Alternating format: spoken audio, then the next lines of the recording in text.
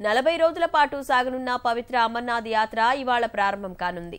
ఏడాది యాత్రకు 2,30,000 మంది భక్తుల పేర్లు నమోదు చేసుకోగా 4,000 మందితో కూడిన తొలి బృందాన్ని ఇవాళ అనుమతించనున్నారు. యాత్రలో ఉగ్రవాదులు దాడులు చేయవచ్చుననే నిఘా వర్గాల సమాచారంతో పటిష్ట భద్రతా ఏర్పాట్లు చేశారు. సుమారు 40,000 మంది భద్రతా సిబ్బందిని అమర్నాథ్ యాత్ర కోసం మోహరించారు.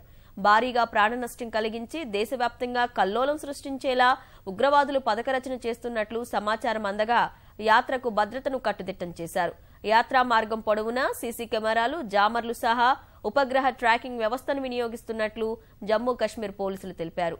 ప్రతికూల వాతావరణ పరిస్థితుల మధ్య యాత్ర సాగనున్న నేపథ్యంలో భక్తులకు ఎలాంటి ఇబ్బందులు రాకుండా ఏర్పాట్లు చేసినట్లు వెల్లడించారు.